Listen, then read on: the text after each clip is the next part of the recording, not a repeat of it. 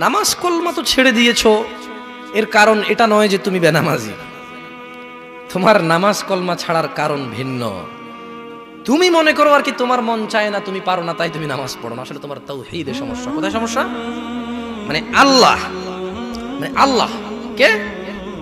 আল্লাহ তিনি যে তোমার হিসাব নিতে সক্ষম এবং তিনি যে তোমার হিসেব নিবে, তুমি এটা পরিপূর্ণভাবে বিশ্বাস করো না, তাহলে তো তুমি নামাজ পড়তে। তুমি মনে করো আর কি তুমি নামাজ পড়ছো না, তুমি গাফেল।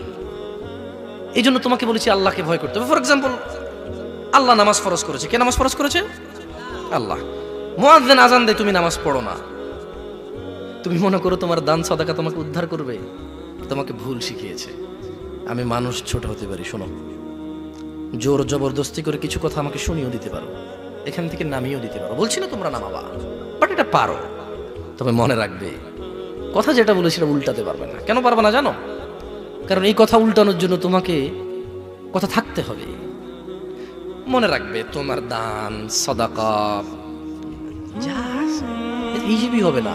তুমি কি মনে করো হিন্দু লোককে আল্লাহ প্রশ্ন করবে কিয়ামতে, এ হিন্দু, এতগুলা বুতকে পূজা করছিস, ঠিক আছে বল নামাজ কেন পড়িসনি?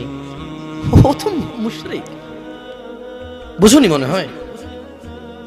এটা স্কুল, এটা স্কুল, এখানে আমি পড়ি না, আমার কি পরীক্ষা হবে? আমার কি পরীক্ষা হবে? বুঝাইতে পারিনি মনে হয়। তো যে মুশরিক, তার নামাজ রোজা হজ যাকাতের হিসাব কিসের হিসাব? সে তো অলরেডি এমন অপরাধী যা ক্ষমাযোগ্য নয়, যা কি নয়, ক্ষমাযোগ্য নয়।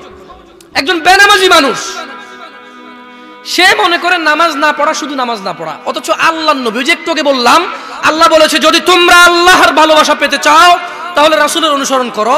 রাসূল বলছে যে নিশ্চয়ই কাফের এবং মুশরিকের মধ্যে আর আমাদের মধ্যে পার্থক্য হচ্ছে নামাজ। তুমি তো গুরুত্ব, তুমি মনে করো নামাজ না পড়া, নামাজ না পড়া। ওই যে তুমি খুঁজে পাও না মুসলমান কিভাবে শিরিক করে, এই যে নামাজ না ছাড়লে শিরিক হয়। দেখো, আমি অনুবাদক, এখানে যারা বুখারী পড়ায়, মুসলিম পড়ায়, তিরমিজি পড়ায়, হাদিসে তারা পেয়েছে না। হানাফি, শাফি, মালিকি, হাম্বলি, তিরমিজি, আবু দাউদ নাম দিয়ে তুমি পরিবর্তন করে গোপন করতে পারো, কিন্তু আছে।